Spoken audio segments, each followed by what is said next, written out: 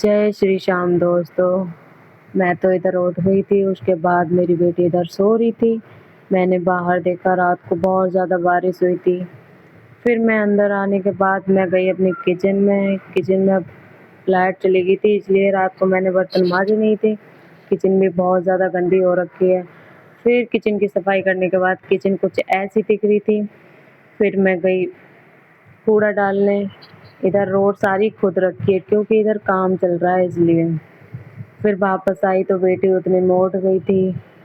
फिर थोड़ा इसके साथ मौज मस्ती की। फिर उसके बाद मैं लगाने चली गई झाड़ू। उतने में पति ने संभाला बेटी को। फिर उसके बाद बाहर मैं भी झाड़ू लगाई थी, बारिश और बहुत ज़्यादा धूल हो रही थी बाहर।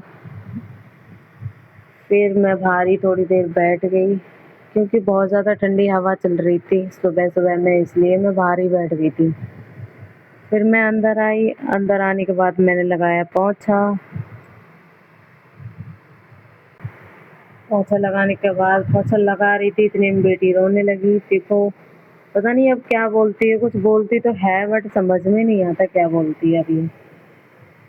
फिर ये रो रही थी तो मैंने सोचा लाओ इसकी मालिश कर देती हूँ। फिर इसकी मालिश की मैंने। फिर ले गई इसको नहलाने के लिए।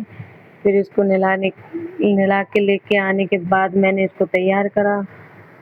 देखो, फिर मैंने इसकी क्रीम पाउडर करके, देखो, काजल वाजल लगा के, कपड़े वपड़े पहना के, फिर इसको मैंने सुला दिया था। फिर मैं गई नहाने, मिलती हूँ नहाने के बाद। फिर मैं भी नहा के आ चुकी थी। फिर मैं हुई तैयार। तैयार होने के बाद मैंने देखा, फिर मेरी बेटी उठ गई। ये 7वें महीने में चल रही है अभी। उठती है फिर गिर जाती है, बैठती है फिर गिर जाती है। फिर इधर मैंने बनाया अपने हस्बैंड के लिए दलिया।